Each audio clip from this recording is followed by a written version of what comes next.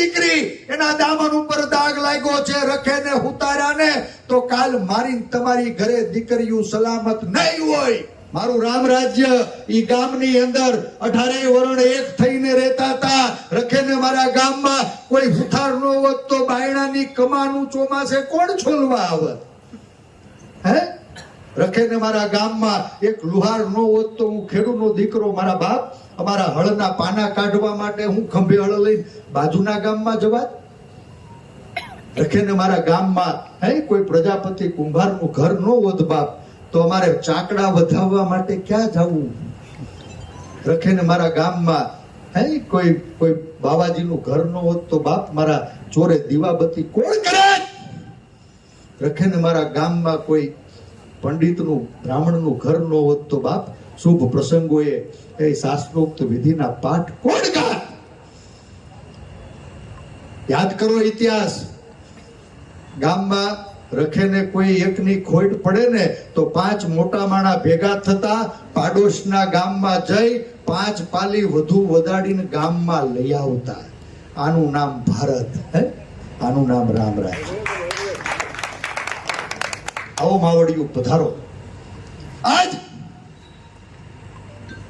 આજ સત્તામાં બેઠેલા લોકો રાજકીય રોટલા શેકવા માટે વર્ગ વિગ્રહની આગને ફેલાવી રહ્યા છે. નાત વચ્ચે, જાત વચ્ચે, ભાત વચ્ચે, ધર્મ વચ્ચે ભાગલા પડાવી રહ્યા છે. એક ભાગલા પડાવીને રાજ કરનારા અંગ્રેજોને તો મારા તમારા પૂર્વજોએ હાકી કાઢ્યા હતા બાપ. આજ કળિયુગમાં આ આધુનિક અંગ્રેજોને હાકી કાઢવા માટે 2 હાથ જોડીને તમને વિનંતી કરવા મહુવાના પાદે. આ લડાઈ જેની ઠુમરની લડાઈ છે નહીં. આ લડાઈ જેની ઠુમરની નથી. રાજમાં મને યાદ છે 2019 નું ઈ વર્ષ. 18-19 માં 2 વઢિયારાને મેં ધોવારે જોડ્યા હતા. એક તો ભેગો લઈને આવ્યો છું, બીજો વસુટીનો વયો ગયો.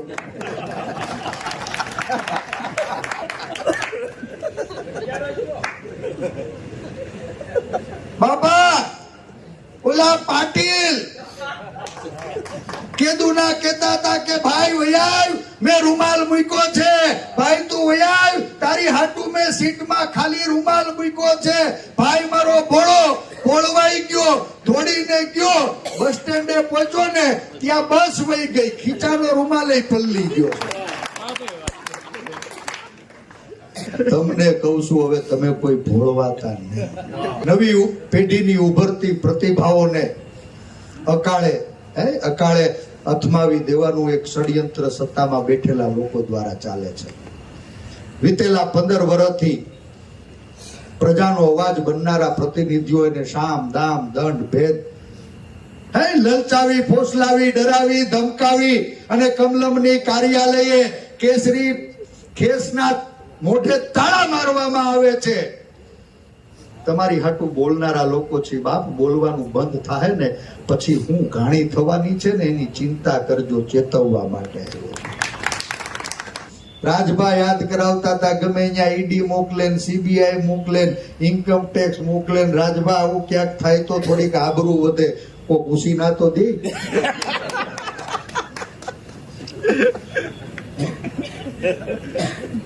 હું પ્રતાપ તો કેદું ના રાહ જોઈ છે કે આ ભૂલથી જો આવી જાય, બીજું કઈ ન થાય તો ગોળું, પણ કોક આબરૂ વધે તો વિજય ઉસીના તો દેતા થાય. આ લડાઈ જેની જીતે એની લડાઈ નથી. હું અને પ્રતાપ દુધાત આજ વખત આંગળી પકડી અને બેન જેની ઠુમરને ભણેલી ગણેલી યુવાન મહિલા, ઉત્સાહી, અનુભવી અને રાજકીય ઘરમાં ઉછરેલી દીકરીને અમે આંગળી પકડીને મહુવાના પાદરમાં લાવ્યા છે. 19 માં મને ઠોકી નાખ્યો ને એ માફ. મને ઠોકી નાખ્યો એ માફ. પણ 2 હાથ જોડીને કહું છું બાપ, આ દીકરીને લઈને આવ્યા છે, લોટકું મામેરું ભરજો, ઉણા નહીં ઉતરતા એટલું. હવે મારે બીજું કઈ નથી કેવું. 18-19 રાજમાં મારા બાપુજીની ગેરહાજરી થઈ. ગાંધીનગર બેસણું રાખ્યું હતું. હજી લાઠીના રોડે ચીડો ચાવંડ નોટો વીટો ને ત્યાં ઓલો છોડાવીને ભાગી ગયો ની વઢિયારાનો ફોન આવ્યો, ભાઈ આફત આવી છે. હા, એનો ફોન આવ્યો કે ભાઈ આફત આવી છે, મહુવાની હોસ્પિટલો છલકાઈ રહી છે, મારા કોળી સમાજની કેટલી માવડિયું બેનું દીકરા એની ઉપર પોલીસનો અત્યાચાર થયો છે. આ વિજય ને રાજ એના સાક્ષી છે. મારા બાપનું ગાંધીનગર બેસણું હતું ને, એ પડતું મૂકીને ભાંગો તૂટો રથ મહુવાના પાદરમાં આવ્યો. આ રાત્રે 12:30 હોસ્પિટલમાં ગયા ને તો હોસ્પિટલે લોહી લુહાણ કેટલી માવડિયું બેનું દીકરીયું એની ચિંતા નહોતી કરતી. મને કહે કે ભાઈ તું અહીંયાથી જા, ઓલા તળાજા લઈ ગયા હતા ને, તળાજાના પોલીસ સ્ટેશનમાં અમારા કેટલાય દીકરાઓને લઈ ગયા. રાત્રે 2 વાગે રાજભા તળાજા પોલીસ સ્ટેશને ગયો ને, હુરાતન ચડી જાય બાપ, હૃદય દ્રવી ઉઠે. કોકની આંગળીઓ લબડતી હતી, કોકના માથા ફૂટી ગયા હતા, કોકના હાથ તૂટી ગયા હતા, કોઈના પગ ખોટકાઈ ગયા હતા, અને ભડના દીકરાઓને હોસ્પિટલે નતા લઈ ગયા.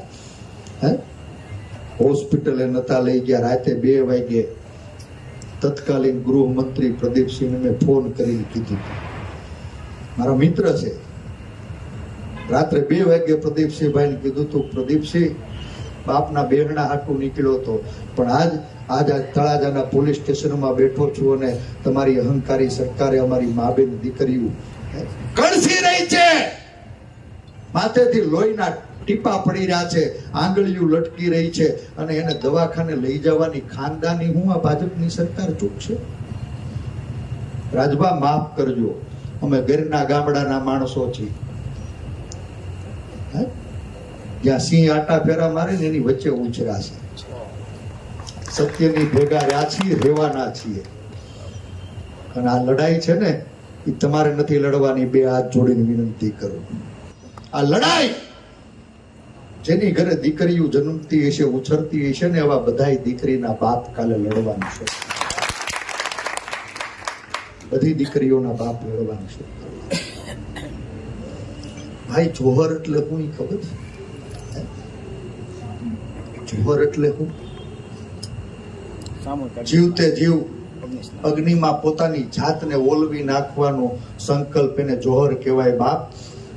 આ ગુજરાતમાં કોઈ બેનું દીકરીઓ જોહરની જાહેરાત કરે ને 4 વાગે એની સમય મર્યાદા પૂરી થતી હોય, હું મારા તમારા પેટનું પાણી નથી હલતું?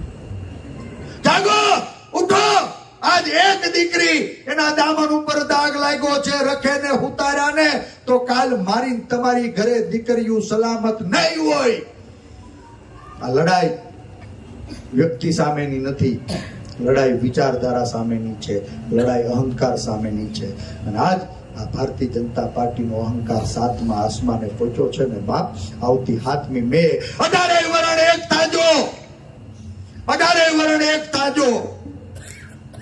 સંગઠિત થઈને મતદાન કરજો, અને મતદાન કરવા જાવ ને ત્યારે તમારો મત ભાજપને, કોંગ્રેસને નહીં, આ અહંકારને ઓગાળવા માટે થઈને આપજો. અહંકારને ઓગાળવા.